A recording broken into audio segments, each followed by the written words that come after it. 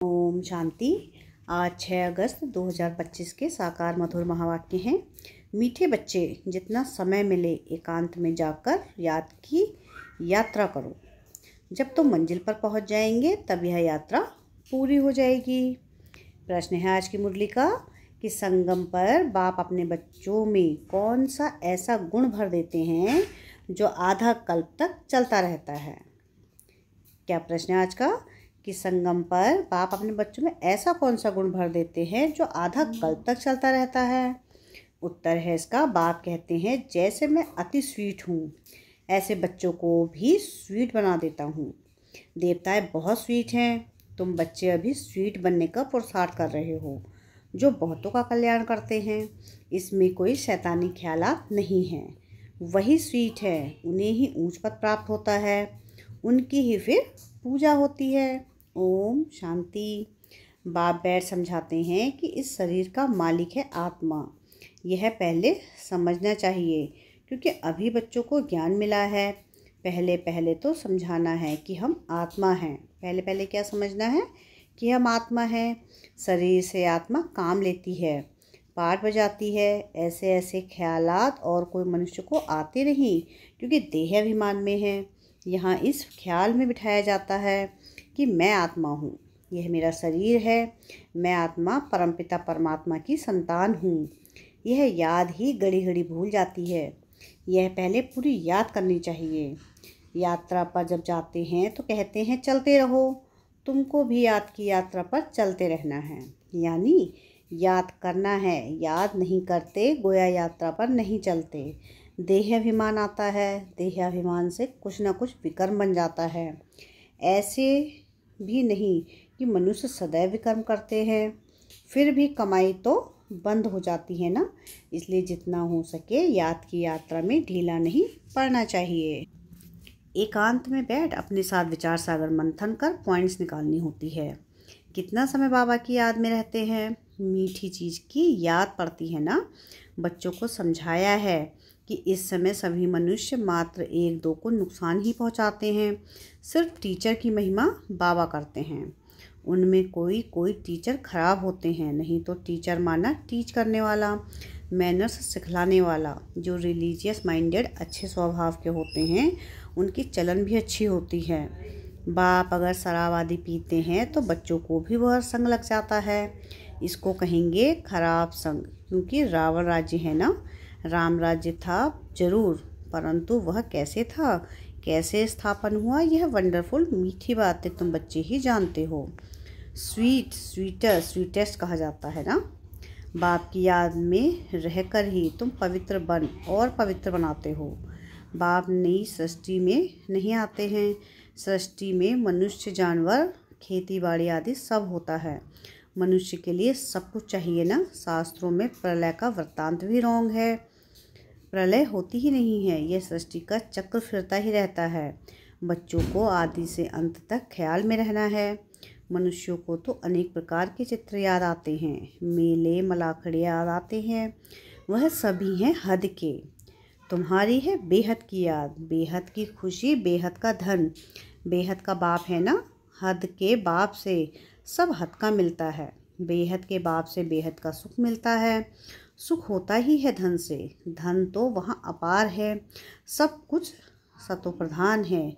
वहाँ तुम्हारी बुद्धि में है कि हम सतो प्रधान थे, फिर बनना है। यह भी तुम अभी जानते हो। तुम्हारे में भी नंबरवार है। स्वीट, स्वीटर, स्वीटेस्ट है ना। बाबा से भी स्वीट होने वाले हैं, वही ऊंच पद पाएंगे। स्वीटेस्ट वह है जो बहुतों का कल्याण करते हैं। बाप भी स्वीटेस्ट है ना, तब तो सब उनको याद करते हैं। कोई शहद या चीनी को ही स्वीटेस्ट नहीं कहा जाता है, यह मनुष्य की चलन पर कहा जाता है। कहते हैं ना कि यह स्वीट चाइल्ड यानी मीठा बच्चा है। सतयुग में कोई भी शैतानी बात नहीं होती। इतना ऊंच पद जो पाते हैं, जरूर यहाँ पुरुषार्थ किया है। तुम अभी नई दुनिया को जानते हो। तुम्हारे लिए तो जैसे कल नई दुनिया सुखधाम होगी। मनुष्यों को पता ही नहीं शांति कब थी। कहते हैं विश्व में शांति हो। तुम बच्चे जानते हो विश्व में शांति थी जो अभी फिर स्थापन कर रहे हैं। अब यह सभी को समझाएं कैसे। ऐसी ऐसी पॉइंट्स निकालनी चाहिए जिसकी बहुत चाहना है मनुष्यों को विश्व में शांति हो। इसके लिए रड़ी मारते रहते हैं क्योंकि अशांत बहुत हैं। यह लक्ष्मी नारायण का चित्र सामने देना है। इनका जब राज्य था तो विश्व में शांति थी। उनको ही हेवन डीटी वर्ल्ड कहा जाता है। वहाँ विश्व में शांति थी। आज से 5000 वर्ष पहले की बात है और कोई नहीं जानते हैं कि यह है मुख्य बात। सब आत्माएं मिलकर कहती हैं विश्व में शांति कैसे हो। सभी आत्माएं पुकारती हैं तुम यहाँ विश्व में शांति स्थापन करने का पुरुषार्थ कर रहे हो। जो विश्व में शांति चाहते हैं उन्हें तुम सुनाओ कि भारत में ही शांति थी। जब भारत स्वर्ग था तो शांति थी, अब नर्क है। नर्क यानी कलयुग में अशांति है क्योंकि धर्म अनेक है, माया का राज्य है, भक्ति का भी पंप है। दिन प्रतिदिन वृद्धि होती जाती है। मनुष्य भी मेले मलाखड़े आदि पर जाते हैं, समझते हैं जरूर कुछ सच होगा। अभी तुम समझते हो उनसे कोई पावन नहीं बन सकते हैं। पावन बनने का रास्ता मनुष्य कोई बता न सके। पतित पावन एक ही बाप है, दुनिया एक ही है, सिर्फ नई और पुरानी कहा जाता है। नई दुनिया में नया भारत, नई दिल्ली कहते हैं, नई होनी है जिसमें फिर नया राज्य होगा। यहाँ पुरानी दुनिया में पुराना राज्य है। पुरानी और नई दुनिया किसको कहा जाता है यह भी तुम जानते हो। भक्ति का कितना बड़ा प्रस्ताव है। इसको कहा जाता है अज्ञान। ज्ञान सागर एक बाप है। बाप तुमको ऐसे नहीं कहते कि राम राम कहो वह कुछ करो, नहीं। बच्चों को समझाया जाता है कि वर्ल्ड की हिस्ट्री ज्योग्राफी कैसे रिपीट होती है। यह एजुकेशन तुम पढ़ रहे हो, इसका नाम ही है रूहानी एजुकेशन, स्पिरिचुअल नॉलेज। इनका अर्थ भी कोई नहीं जानते। ज्ञान सागर तो एक ही बाप को कहा जाता है, वह है स्पिरिचुअल नॉलेजफुल फादर। बाप रूहों से बात करते हैं। तुम बच्चे समझते हो कि रूहानी बाप पढ़ाते हैं। यह है स्पिरिचुअल नॉलेज। रूहानी नॉलेज को ही स्पिरिचुअल नॉलेज कहा जाता है। तुम बच्चे जानते हो कि परमपिता परमात्मा बिंदी है, वह हमको पढ़ाते हैं। हम आत्माएं पढ़ रही हैं, यह भूलना नहीं चाहिए। हम आत्मा को जो नॉलेज मिलती है फिर हम दूसरे आत्माओं को देते हैं। यह याद तब ठहरेगी जब अपने को आत्मा समझ बाप की याद में रहेंगे। याद में बहुत कच्चे हैं, झट देह अभिमाना जाता है। देही अभिमानी बनने की प्रैक्टिस करनी है। हम आत्मा इनको सौदा देते हैं, हम परमात्मा व्यापार करते हैं। अपने को आत्मा समझ बाप को याद करने में ही फ़ायदा है। आत्मा को ज्ञान है, हम यात्रा पर हैं। कर्म तो करना ही है, बच्चों आदि को भी संभालना है, धंधा धोरी भी करना है। धंधे आदि में याद रहे कि हम आत्मा हैं, यह बड़ा मुश्किल है। बाप कहते हैं कोई भी उल्टा काम कभी नहीं करना। सबसे बड़ा पाप है विकार का, वही बड़ा तंग करने वाला है। अभी तुम बच्चे पावन बनने की प्रतिज्ञा करते हो, उसका ही यादगार यह राखी बंधन है। आगे तो पाई पैसे की राखी मिलती थी, ब्राह्मण लोग जाकर राखी बांधते थे। आजकल तो राखी भी कितनी फैशनेबल बनाते हैं। वास्तव में है अभी की बात। तुम बाप से प्रतिज्ञा करते हो हम अभी विकार में नहीं जाएंगे, आपसे विश्व के मालिक बनने का वर्षा लेंगे। बाप कहेंगे 63 जन्म तो विश्व वैतरणी नदी में गोते खाए, अब तुमको क्षीर सागर में ले चलते हैं। सागर कोई है नहीं, भेंट में कहा जाता है तुमको शिवालय में ले जाते हैं, वहाँ अतः सुख है। अभी है अंतिम जन्म है। हे आत्माएं पवित्र बनो। क्या बाप का कहना नहीं मानेंगे? ईश्वर तुम्हारा बाप कहते हैं मीठे बच्चे विकार में नहीं जाओ, जन्म जन्मांतर के पाप सिर पर हैं, वह मुझे याद करने से ही भस्म होंगे। कल्प पहले भी तुमको शिक्षा दी थी। बाप गारंटी तब करते हैं जब तुम यह गारंटी करते हो कि बाबा हम आपको याद करते रहेंगे। इतना याद करते रहो जो शरीर का भान ना रहे। सन्यासियों में भी कोई कोई तीखे बहुत पक्के ब्रह्म ज्ञानी होते हैं, वह भी ऐसे बैठे बैठे शरीर छोड़ देते हैं। यहाँ तुमको तो बाप समझाते हैं पावन बनकर जाना है, वह तो अपनी मत पर चलते हैं। ऐसे नहीं कि वह शरीर छोड़कर कोई मुक्ति जीवन मुक्ति में जाते हैं, नहीं, आते फिर भी यहाँ ही हैं, परंतु उनके फॉलोअर्स समझते हैं कि वह निर्वाण गया। बाप समझाते हैं एक भी वापस नहीं जा सकता, कायदा ही नहीं है, झाड़ वृद्धि को जरूर पाना है। अभी तुम संगम युग पर बैठे हो, और सब मनुष्य हैं कलयुग में। तुम दैवीय संप्रदाय बन रहे हो। जो तुम्हारे धर्म के होंगे वह आते जाएंगे। देवी देवताओं का भी वहाँ सिजरा है ना, यह बदली होकर और धर्मों में कन्वर्ट हो गए हैं, फिर निकल आएंगे। नहीं तो वहाँ जगह कौन भरेंगे? ज़रूर वह अपनी जगह भरने फिर आ जाएंगे। यह बहुत महीन बातें हैं। बहुत अच्छे अच्छे भी आएंगे जो दूसरे धर्म में कन्वर्ट हो गए हैं, फिर अपनी जगह पर आ जाएंगे। तुम्हारे पास मुस्लिम आदि भी आते हैं ना, बड़ी खबरदारी रखनी पड़ती है। झट जांच करेंगे यहाँ दूसरे धर्म वाले कैसे जाते हैं। इमरजेंसी में तो बहुतों को पकड़ते हैं, फिर पैसे मिलने से छोड़ भी देते हैं। जो कल्प पहले हुआ है तुम अभी देख रहे हो, कल्प आगे भी ऐसा हुआ था। तुम अभी मनुष्य से देवता उत्तम पुरुष बनते हो। यह है सर्वोत्तम ब्राह्मणों का कुल।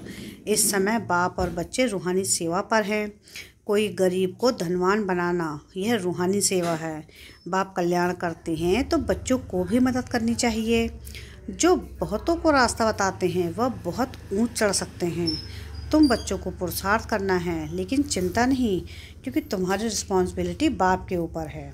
पुरुषार्थ जोर से कराया जाता है, फिर जो फल निकलता है समझा जाता है कि कल्प पहले मिसल। बाप बच्चों को कहते हैं कि बच्चे फिक्र मत करो, सेवा में मेहनत करो। नहीं बनते तो क्या करेंगे? इस कुल का नहीं होगा तो तुम भल कितना भी माथा मारो, कोई कम तुम्हारा माथा खाएंगे, कोई जास्ती। बाबा ने कहा है जब दुख बहुत आता जाएगा तो फिर आएंगे। तुम्हारा व्यर्थ कुछ नहीं जाएगा, तुम्हारा काम है राइट बताना। शिव बाबा कहते हैं कि मुझे याद करो तो तुम्हारे विकर्म विनाश होंगे। ऐसे बहुत कहते हैं कि भगवान जरूर है। महाभारत लड़ाई के समय भगवान था, सिर्फ कौन सा भगवान था उसमें मूझ गए हैं। श्री कृष्ण तो हो ना सके। श्री कृष्ण उसी फीचर से फिर सतयुग में ही होगा। हर जन्म में फीचर्स बदलते जाते हैं। सृष्टि अब बदल रही है, पुराने को नया अब भगवान कैसे बनाते हैं वह भी कोई नहीं जानते। तुम्हारा आखिर नाम निकलेगा। स्थापना हो रही है, फिर यह राज्य करेंगे। विनाश भी होगा, एक तरफ नई दुनिया एक तरफ पुरानी दुनिया। यह चित्र बड़ा अच्छा है। कहते भी हैं ब्रह्मा द्वारा स्थापना, शंकर द्वारा विनाश, परंतु समझते कुछ नहीं। मुख्य चित्र है त्रिमूर्ति का। ऊंच से ऊंच है शिव बाबा। तुम जानते हो कि शिव बाबा ब्रह्मा द्वारा हमको याद की यात्रा सिखला रहे हैं। बाबा को याद करो। योग अक्षर डिफ़िकल्ट लगता है, याद अक्षर बहुत सहज है। बाबा अक्षर बहुत लवली है। तुमको खुद ही लग जाएगी कि हम आत्माएं बाप को याद नहीं कर सकती हैं, जिनसे विश्व की बादशाही मिलती है। आप ही लग जाएगी। बाप भी कहेंगे तुम तो बेसमझ हो, बाप को याद नहीं कर सकते हो तो वर्षा कैसे पाएंगे, विकर्म विनाश कैसे होंगे। तुम आत्मा हो, मैं तुम्हारा परमपिता परमात्मा अविनाशी हूँ ना। तुम चाहते हो कि हम पावन बन सुख धाम में जाएं तो श्रीमत पर चलो। मुझ बाप को याद करो तो विकर्म विनाश होंगे, याद नहीं करेंगे तो विकर्म विनाश कैसे होंगे। अच्छा, मीठे मीठे सिकलधे बच्चों प्रति माता पिता बाप दादा का याद प्यार और गुड मॉर्निंग। रूहानी बाप की रूहानी बच्चों को नमस्ते। हम रूहानी बच्चों की रूहानी बाप दादा को याद प्यार गुड मॉर्निंग और नमस्ते। शुक्रिया प्यारे बाबा, शुक्रिया। धारणा के लिए मुख्य सार है। सार की पहली पॉइंट है कि हर प्रकार से पुरुषार्थ करना है।